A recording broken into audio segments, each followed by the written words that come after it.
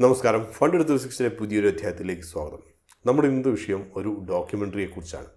കഴിഞ്ഞ ദിവസങ്ങൾ നമ്മളൊരു വാർത്ത കണ്ടിട്ടുണ്ടാവും. നമ്മുടെ ഫിനാൻസ് മിനിസ്റ്റർ നിർമ്മല സീതാരാമൻ ബാങ്കുകളോട് ഉള്ളൊരു നിർദ്ദേശം, അതായത് ബാങ്കുകളുടെ കോർ ഓപ്പറേഷൻസിൽ ശ്രദ്ധ കേന്ദ്രീകരിക്കണമെന്നും മറ്റുള്ള ഓപ്പറേഷൻസ് കൂടുതൽ കാര്യമായിട്ട് എടുക്കുകയോ അല്ലെങ്കിൽ അതുകൊണ്ട് ജനങ്ങളെ ബുദ്ധിമുട്ടിക്കരുതോ എന്നുള്ള രീതിയിലുള്ള ഒരു നിർദ്ദേശം.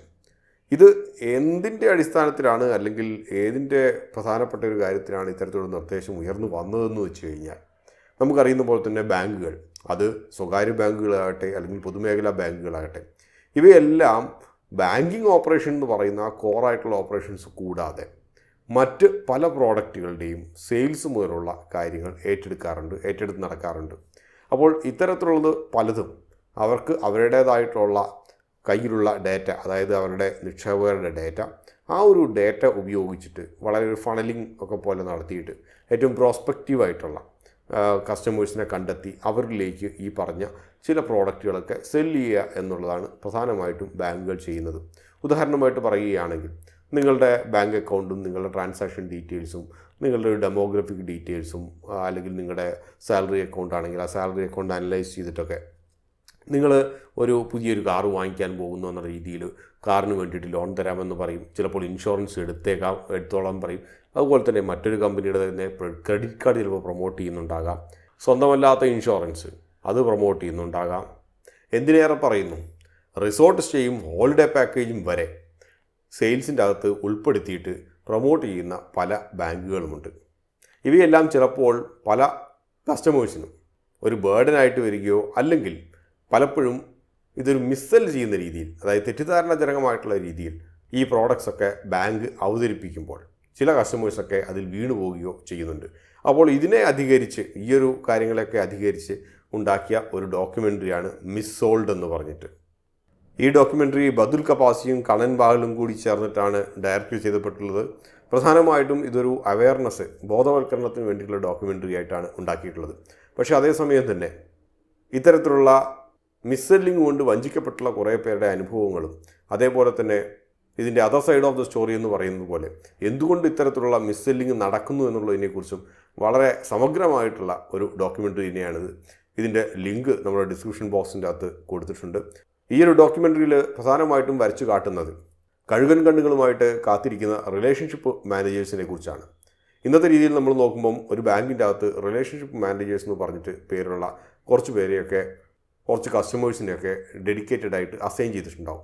ഇവർ പ്രധാനമായിട്ടും കസ്റ്റമേഴ്സിൻ്റെ സ്പെൻഡിങ് നേച്ചറോ അല്ലെങ്കിൽ അവരുടെ ഇൻകമിനെ ബേസ് ചെയ്തിട്ടോ അല്ലെങ്കിൽ അവരുടെ ക്രെഡിറ്റ് കാർഡ് യൂസേജിനെ ഇതിനെയൊക്കെ ബേസ് ചെയ്തിട്ടുള്ള പല പ്രോഡക്ട്സും കസ്റ്റമേഴ്സിന് പ്രൊമോട്ട് ചെയ്യുക, പേഴ്സണലായിട്ടുള്ള കോൾസ് വിളിക്കുക, എന്നിട്ട് ഇത്തരത്തിലുള്ളതൊക്കെ സെല്ല് ചെയ്യുക എന്നുള്ളതാണ് പ്രധാനപ്പെട്ട ഉദ്ദേശം.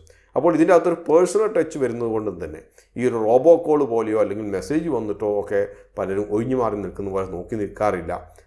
പലപ്പോഴും ഇത്തരത്തിലുള്ള ഒരു മാർക്കറ്റിംഗ് സ്ട്രാറ്റജി അത് വളരെ എഫക്റ്റീവായിട്ട് നടന്നു പോകാറുണ്ട്.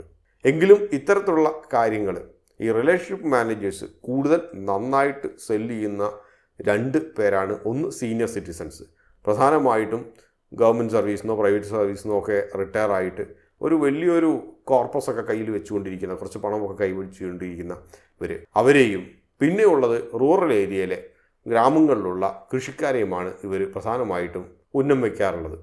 എന്തുകൊണ്ട് സീനിയർ സിറ്റിസൺസ് എന്ന് ചോദിച്ചു കഴിഞ്ഞാൽ, ഈ സീനിയർ സിറ്റിസൺസിന് പലപ്പോഴും ഈ വലിയ വലിയ ടെർമിനോളജീസൊക്കെ പറഞ്ഞു കഴിഞ്ഞാൽ മനസ്സിലാക്കാൻ കുറച്ച് ബുദ്ധിമുട്ടുണ്ടാകും. കൂടാതെ അവരെ സംബന്ധിച്ച് റിട്ടേൺസിനെ കുറിച്ച് മാത്രമേ അവർ ബോധർ ചെയ്യാറുള്ളൂ. അപ്പോൾ അതുകൊണ്ട് തന്നെ കൂടുതൽ മെച്ചപ്പെട്ട റിട്ടേൺസ് കിട്ടും സാധാരണ രീതിയിലുള്ള ബാങ്കിൻ്റെ FDയിൽ ഇടുന്നതിനേക്കാളും എന്ന് പറഞ്ഞു കഴിഞ്ഞാൽ 70 വയസ്സുള്ള ഒരു സീനിയർ സിറ്റിസൺ അദ്ദേഹം 50 വർഷത്തേക്കുള്ള ഒരു ഇൻഷുറൻസ് സ്കീമിലോ യൂലിപ്പ് പോലത്തെ സ്കീമിലോ ചേരാൻ വരെ തയ്യാറാകും എന്നുള്ളതാണ് സത്യം. എന്തുകൊണ്ട് ഇത്തരത്തിൽ ചെയ്യുന്നു എന്ന് ചോദിച്ചു കഴിഞ്ഞാൽ, മിക്ക റിലേഷൻഷിപ്പ് മാനേജേഴ്സിനും അല്ലെങ്കിൽ അവരുടെ പിന്നിൽ നിൽക്കുന്നവർക്കും പലപ്പോഴും ഇൻഷുറൻസിനെയൊക്കെ സംബന്ധിച്ച് ഇൻഷുറൻസാണ് മിക്കവാറും മിസ്സെൽ ചെയ്യാറുള്ളത്. ഇൻഷുറൻസിനെ സംബന്ധിച്ചൊക്കെയാണെങ്കിൽ ഫസ്റ്റ് പ്രീമിയത്തിൻ്റെ ഏകദേശം 65% കമ്മീഷൻ ലഭിക്കുന്ന പല ഇൻഷുറൻസ് സ്കീമുകളുമുണ്ട്. അതേപോലെ തന്നെ ഇൻഷുറൻസ് എന്ന പേരിൽ സെല്ല് ചെയ്യുന്ന യൂലിപ്പുകളുണ്ട്, യൂണിറ്റ് ലിങ്ക്ഡ് ഇൻഷുറൻസ്. അഥവാ യൂലിപ്പിനെ സംബന്ധിച്ച് ഇത്തരക്കാരൊക്കെ മുൻപോട്ട് വയ്ക്കാറുള്ളൊരു കാര്യം യൂലിപ്പ് ഇൻഷുറൻസ് ഫ്രീ ആയിട്ട് ലഭിക്കുന്നു എന്ന രീതിയിലാണ്. പക്ഷേ മനസ്സിലാകാതെ പോകുന്ന ഒരു കാര്യം, യൂലിപ്പിന് നിങ്ങൾ കൊടുക്കുന്ന പണത്തിൻ്റെ ഒരു ഭാഗത്തു നിന്നും ഇൻഷുറൻസ് പ്രീമിയം കൂടി എടുത്തിട്ട് പോകുന്നു എന്നുള്ളൊരു സത്യമാണ്. ബാക്കിയുള്ളതാണ് ഒരു മ്യൂച്വൽ ഫണ്ട് പോലെ തന്നെ മാർക്കറ്റ് ലിങ്ക്ഡ് ആയിട്ട് ഇരുന്നിട്ട് വളരേണ്ടത്. ഇത്തരത്തിലുള്ള കാര്യങ്ങളൊക്കെ യഥാർത്ഥത്തിൽ അവതരിപ്പിക്കാതെ മാർക്കറ്റ് ബൂം ചെയ്ത കാലത്തെ ഒരു പാസ്റ്റ് ഡേറ്റ എടുത്തു കാണിച്ച് സീനിയർ സിറ്റിസണിനെ കുറേയൊക്കെ ഒരു പരിധിവരെ തെറ്റിദ്ധരിപ്പിച്ച് അവരുടെ FD ഇട്ടിട്ട് ശിഷ്ടകാലം ജീവിക്കേണ്ട ഒരു പദ്ധതി കൂടി വെള്ളത്തിലാക്കുന്ന കാര്യങ്ങളൊക്കെ പല റിലേഷൻഷിപ്പ് മാനേജേഴ്സും ചെയ്യാറുണ്ട്. മറ്റൊരു പ്രധാനപ്പെട്ട ഒരു തട്ടിപ്പ് ബാങ്കുകളിൽ നടക്കാറുള്ളത് ലോൺ എടുക്കാൻ ചെല്ലുന്നവരോടാണ്.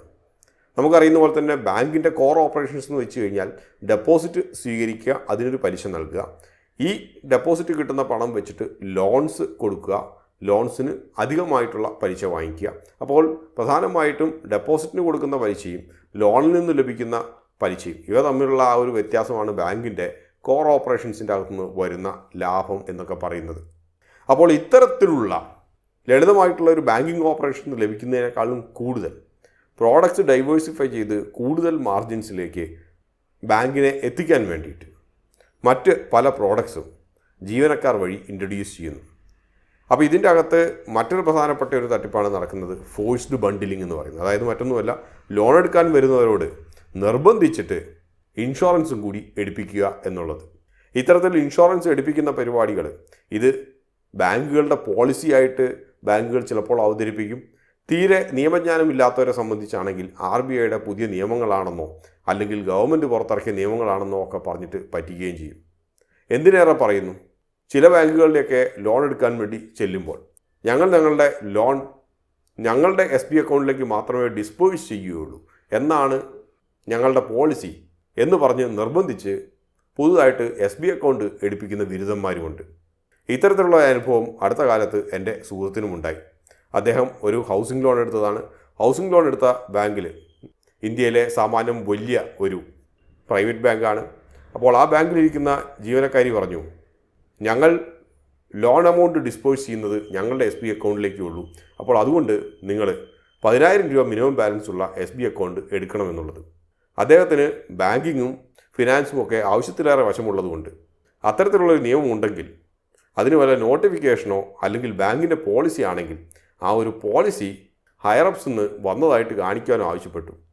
ഇതിനെ തുടർന്ന് 2 ദിവസം ലോൺ ഡിസ്ബേഴ്സ്മെൻറ്റ് ഡിലേ ആയെങ്കിലും അദ്ദേഹം നൽകിയ അദ്ദേഹത്തിൻ്റെ ദേശസാൽകൃത ബാങ്കിലെ അക്കൗണ്ടിലേക്ക് പണം 2 ദിവസം കൊണ്ട് വന്നെത്തി. അപ്പോൾ ഇതുപോലെ നമ്മൾ ആരെങ്കിലും തിരിച്ച് ചോദിച്ചിട്ടില്ലെങ്കിൽ ഇത്തരത്തിൽ ഒരു ക്രോസ് സെല്ലിംഗ് എന്ന രീതിയിൽ മറ്റു പല പ്രോഡക്ട്സും നമ്മുടെ തലയിലൊക്കെ കെട്ടിവെക്കപ്പെടും. ഇതാണ് ഡോക്യുമെൻ്ററിയിൽ പറയുന്ന മറ്റൊരു പ്രധാനപ്പെട്ട ഒരു കാര്യം. ഇക്കാര്യങ്ങളെക്കുറിച്ചൊക്കെ അഡ്രസ്സ് ചെയ്തിട്ടാണ് നിർമ്മല സീതാരാമൻ കഴിഞ്ഞ ദിവസം സംസാരിച്ചത്. അതായത് ബാങ്കുകളോട് അവരുടെ കോർ ബിസിനസ്സിൽ നിക്ഷേപങ്ങൾ സ്വീകരിക്കുകയും കടം കൊടുക്കുകയും ചെയ്യുന്ന കോർ ബിസിനസ്സിൽ ശ്രദ്ധ കേന്ദ്രീകരിക്കണമെന്നും അതേപോലെ തന്നെ ലോണുകളുടെ കൂട്ടത്തിൽ ഇൻഷുറൻസ് ബണ്ടിൽ ചെയ്തിട്ടുണ്ട് എന്ന രീതിയിൽ, നിർബന്ധമാണ് എന്ന രീതിയിൽ, അഥവാ തങ്ങളുടെ ഇൻഷുറൻസ് നിർബന്ധമായിട്ടും എടുക്കണമെന്ന രീതിയിൽ കടമെടുക്കുന്നവരുടെ തലയിൽ കെട്ടിവെക്കുന്ന പ്രതിഭാസം അത് അവസാനിപ്പിക്കണമെന്നുള്ളതും. ഇതിന് പ്രധാനപ്പെട്ട ഒരു കാരണമെന്ന് വെച്ച് കഴിഞ്ഞാൽ RBIയും IRDAയും, IRDA എന്ന് പറയുന്ന ഇൻഷുറൻസ് റെഗുലേറ്ററി ബോഡിയാണ്, അതേപോലെ തന്നെ RBI ബാങ്കിൻ്റെയും. അപ്പോൾ ഇവയ്ക്ക് രണ്ടിനും ഇടയ്ക്ക് ഉള്ള ഒരു റെഗുലേറ്ററി ഗ്യാപ്പ് ഉണ്ട്. ഈ ഒരു റെഗുലേറ്ററി ഗ്യാപ്പ്, ഈ ഒരു ലാപ്സാണ് മിക്കപ്പോഴും മിക്ക ബാങ്കുകളും ഉപയോഗിച്ച് അവരുടെ കോർ ബിസിനസ് അല്ലാത്തത് കൂടി പ്രൊമോട്ട് ചെയ്യാൻ വേണ്ടിയിട്ട് ശ്രമിക്കുന്നത്. അടുത്തതായിട്ട് ഇത്തരത്തിലുള്ള അനുഭവങ്ങൾ എന്തെങ്കിലും നിങ്ങൾക്ക് ഉണ്ടാവുകയാണെങ്കിൽ എന്ത് ചെയ്യാമെന്ന് നോക്കാം. ഒന്നാമത്തെ കാര്യം, ഇത്തരത്തിലുള്ള കാര്യങ്ങൾ എന്തെങ്കിലും ഇൻഷുറൻസിൻ്റെ കൂടി അല്ലെങ്കിൽ ക്രെഡിറ്റ് കാർഡൊക്കെ ഇതിൻ്റെ കൂട്ടത്തിൽ എടുക്കണം എന്നൊക്കെ ബാങ്കുകൾ നിർബന്ധിക്കുകയാണെങ്കിൽ, ലോണിൻ്റെ കൂട്ടത്തിൽ എടുക്കണം നിർബന്ധിക്കുകയാണെങ്കിൽ, അല്ലെങ്കിൽ ഒരു പ്രീമിയം SB അക്കൗണ്ട് എടുക്കുമ്പോൾ ആ കൂട്ടത്തിൽ ബണ്ടിൽ ചെയ്തിട്ട് ഫ്രീ ആയിട്ട് ഒരു ക്രെഡിറ്റ് കാർഡ് വരുന്നുണ്ട്, മെറ്റൽ ക്രെഡിറ്റ് കാർഡ് വരുന്നുണ്ട്, പ്രീമിയം ക്രെഡിറ്റ് കാർഡ് വരുന്നുണ്ട്, അതുകൂടി ഈ ഒരു അക്കൗണ്ടിൻ്റെ കൂടെ നിർബന്ധമായി എടുക്കണം എന്നൊക്കെ ആരെങ്കിലുമൊക്കെ പറയുന്നുണ്ടെങ്കിൽ നിങ്ങൾ ഉടനെ തന്നെ തിരിച്ച് ചോദിക്കുക, ഇതിനൊക്കെ ഈ പറഞ്ഞ പോലെ ഒരു ഡോക്യുമെൻറ്റേഷനോ എന്തെങ്കിലുമൊക്കെ ഉണ്ടോ, അല്ലെങ്കിൽ ഇതിൻ്റെ ഒരു റിട്ടേൺ പ്രൂഫ് ഉണ്ടോ, ഒരു മെയിലെങ്കിലും ഒഫീഷ്യൽ മെയിൽ ID അകത്തുനിന്ന് ഒരു മെയിൽ അയക്കാനെങ്കിലും ആവശ്യപ്പെടുക. മിക്കവാറും അതോട് കൂടിയിട്ട് ഈ പരിപാടികളൊക്കെ നിൽക്കാനാണ് വഴി. മറ്റൊന്നുള്ളതെന്ന് വെച്ച് കഴിഞ്ഞാൽ ഇൻഷുറൻസിനെ സംബന്ധിച്ച് ഒരു 15 ദിവസത്തെ ഒരു ഫ്രീ ലുക്കിൻ പീരീഡ് ഉണ്ട്. അപ്പോൾ പെട്ടെന്ന് ആരെങ്കിലും നിങ്ങളോട് പറഞ്ഞിട്ട് ഇത്തരത്തിലുള്ള കെണികളിൽ വീഴുകയാണെങ്കിൽ ഒരു 15 ദിവസം എന്ന് പറയുന്ന അരമാസമുണ്ട്. നിങ്ങൾ അറിയുന്നവരോട് ചോദിക്കുക, അല്ലെങ്കിൽ നിങ്ങൾ തന്നെ സ്വന്തമായിട്ട് ഇരുന്ന് ആലോചിച്ച് നോക്കുക. എന്നിട്ട് ഈ ഒരു 15 ദിവസത്തിനുള്ളിൽ നിങ്ങൾക്ക് തോന്നുകയാണെങ്കിൽ ഇത് നിങ്ങൾക്ക് ഗുണകരമല്ല എന്ന് തോന്നുകയാണെങ്കിൽ നിങ്ങൾക്ക് ഈ ഒരു ഇൻഷുറൻസ് തിരിച്ചു കൊടുക്കാനുള്ള ഓപ്ഷൻ നമ്മുടെ നാട്ടിൽ IRDA പോലെയുള്ളവരൊക്കെ റെഗുലേറ്ററി ബോഡീസ് തരുന്നുണ്ട്. അത് ഉപയോഗപ്പെടുത്തുക. നിങ്ങൾ പണം കൊടുത്ത് ഈ പറഞ്ഞ ഫോംസൊക്കെ ഫില്ല് ചെയ്ത് കൊടുത്തു, നിങ്ങൾ കൺസെൻറ്റ് കൊടുത്തു, എന്നിട്ട് ഇൻഷുറൻസ് എടുത്തു എന്ന് പറഞ്ഞു കഴിഞ്ഞാൽ നിങ്ങൾ ആ ഒരു ബാങ്കിൽ നിന്നും പുറത്തിറങ്ങുന്നതോട് കൂടിയിട്ട് നിങ്ങൾ പിന്നെ നിസ്സഹായരായി മാറുകയല്ല ചെയ്യുന്നത്. 15 ദിവസത്തെ ലുക്കിൻ പീരീഡ് നിങ്ങൾക്ക് അവസരം നൽകുന്നു ഇതിൽ നിന്നും പുറത്ത് കിടക്കണമെങ്കിൽ പുറത്ത് കിടക്കാൻ വേണ്ടിയിട്ട്. മറ്റൊരു കാര്യം, ചിരിച്ച് കാണിച്ച് സംസാരിക്കുന്ന എല്ലാവരും പറയുന്നത് വിശ്വസിക്കേണ്ടതില്ല എന്നുള്ളതാണ്. റിലേഷൻഷിപ്പ് മാനേജറാകട്ടെ അല്ലെങ്കിൽ സെയിൽസിൽ ഇരിക്കുന്നവരാകട്ടെ അവരെല്ലാവരും അവരുടെ പ്രോഡക്ട്സ് സെല്ല് ചെയ്യാൻ വേണ്ടിയിട്ടാണ് നോക്കുന്നത്. അഥവാ അവരുടെ സോഫ്റ്റ് സ്കിൽസ് എന്ന് പറയുന്നത് അവരുടെ ടൂൾ സെറ്റിലുള്ള ഒരു കാര്യമാണ്.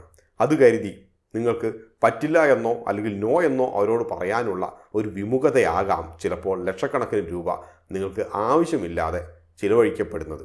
ഇതിൻ്റെയൊക്കെ മറുപുറം എന്താണെന്ന് വെച്ച് കഴിഞ്ഞാൽ, എന്തുകൊണ്ട് റിലേഷൻഷിപ്പ് മാനേജേഴ്സ് ഒക്കെ ഇത്തരത്തിൽ ചെയ്യുന്നു എന്ന് വെച്ച് കഴിഞ്ഞാൽ വളരെ ലളിതമാണ്. കാരണം അവർക്കും ദിവസത്തിൻ്റെ അവസാനം പോറ്റാനായിട്ട് ഒരു കുടുംബം കാത്തിരിക്കുന്നുണ്ട്.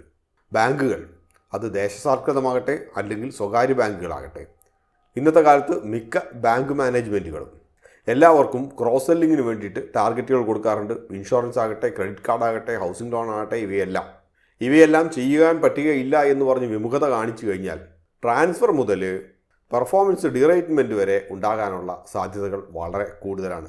പ്രൊമോഷൻ ഉൾപ്പെടെയുള്ളവ ചിലപ്പോൾ തടയപ്പെട്ടേക്കാം. അതുകൊണ്ട് തന്നെ അവർക്ക് ഇത് ചെയ്തേ മതിയാകൂ എന്നർത്ഥം.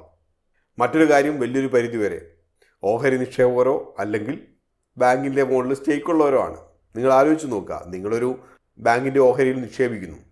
ബാങ്ക് ഡൈവേഴ്സിഫൈ ചെയ്തിട്ട് യാതൊരു പ്രോഡക്ട്സും സെല്ല് ചെയ്യുന്നില്ല, വെറുതെ ഡെപ്പോസിറ്റും ലോൺസും മാത്രമാണ് ചെയ്യുന്നതെന്ന് കരുതുക. താരതമ്യേന റവന്യൂ കുറവായിരിക്കും, പ്രോഫിറ്റ് കുറവായിരിക്കും. നിങ്ങളൊരു നിക്ഷേപകനാണെങ്കിൽ അത്തരത്തിലുള്ള ഒരു ബാങ്ക് നിങ്ങൾ പ്രിഫർ ചെയ്യുമോ? നിക്ഷേപകർ എപ്പോഴും ഡിമാൻഡിങ് ആയിരിക്കും. അപ്പോൾ ഇത്തരത്തിലുള്ള പ്രഹേളികകൾ വളരെ കൂടുതലുണ്ട് ഈ ലോകത്ത്. പക്ഷേ ആത്യന്തികമായി നമ്മൾ നമ്മളുടെ സാമ്പത്തിക സുരക്ഷിതത്വം നോക്കേണ്ടത് ആവശ്യമാണ്. ഇതിലേറ്റവും അപകടകരമോ അല്ലെങ്കിൽ ദയനീയമോ എന്ന് തോന്നുന്ന കാര്യങ്ങൾ ഈ ഒരു ഡോക്യുമെൻ്ററിയിൽ തന്നെ പറയുന്നത്, നിരക്ഷരരായിട്ടുള്ള പല കർഷകരെയും, പ്രത്യേകിച്ച് ഉൾനാടിൽ ഗ്രാമങ്ങളിലുള്ള കർഷകരെയും ഇത്തരത്തിലുള്ള കാര്യങ്ങൾ പറഞ്ഞിട്ട്, അതായത് കാർഷിക ലോൺ കൊടുക്കുന്നതിൻ്റെ അകത്ത് ഇൻഷുറൻസ്, പേഴ്സണൽ ഇൻഷുറൻസോ അല്ലെങ്കിൽ യൂലിപ്പോ ഒക്കെ കമ്പൽസറി ആണെന്ന് പറഞ്ഞിട്ട് അത് കൂട്ടത്തിൽ ക്രോസ് സെല്ല് ചെയ്യുകയും ഈ ഒരു കാർഷിക ലോണിൻ്റെ 25-30% വരെ ഈ ഒരു ഇൻഷുറൻസിൻ്റെ പ്രീമിയമായിട്ട് ബാങ്കുകൾ എടുത്തുകൊണ്ട് പോവുകയും ചെയ്യുന്ന വളരെ ദയനീയമായിട്ടുള്ള കാഴ്ചകൾ പോലും ഈ ഒരു ഡോക്യുമെൻ്ററിയിൽ വരച്ചു കാണിക്കുന്നു. ആദ്യം പറഞ്ഞതുപോലെ തന്നെ കഴിയുന്നവരൊക്കെ ഈ ഡോക്യുമെൻ്ററി കാണുക. ഒരു അവയർനെസ് ഡോക്യുമെൻ്ററി ആയതുകൊണ്ട് തന്നെ നിങ്ങൾക്ക് കഴിയുന്നത്രോളം പേർക്ക് ഇത് നിങ്ങൾ ഷെയർ ചെയ്തൊക്കെ കൊടുക്കുക. സാധാരണ രീതിയിൽ ഞാൻ എന്തെങ്കിലുമൊക്കെ ഷെയർ ചെയ്യണമെന്നൊന്നും പറയാറില്ല. എൻ്റെ പോലും വീഡിയോ മറ്റാർക്കും ഷെയർ ചെയ്ത് കൊടുക്കണമെന്ന് ഞാൻ പറയാറില്ല. പക്ഷേ ഈ ഒരു വീഡിയോ ഷെയർ ചെയ്ത് കൊടുക്കുന്നതിനും മാത്രം ഒരു വേദിയാണെന്ന് തോന്നുന്നത് കൊണ്ട് ഞാനത് പറയുന്നു. പലരും വാട്സപ്പ് സ്റ്റാറ്റസൊക്കെ ഇടാറുണ്ട്. കഴിയുന്നവർ അത് വാട്സപ്പ് സ്റ്റാറ്റസ് ഇടുക. കൂടുതൽ ആളുകൾ ഉത്ബുദ്ധരാകട്ടെ. മറ്റൊരു അധ്യായത്തിൽ നമുക്ക് വീണ്ടും കാണാം. അതുവരെ നന്ദി, നമസ്കാരം.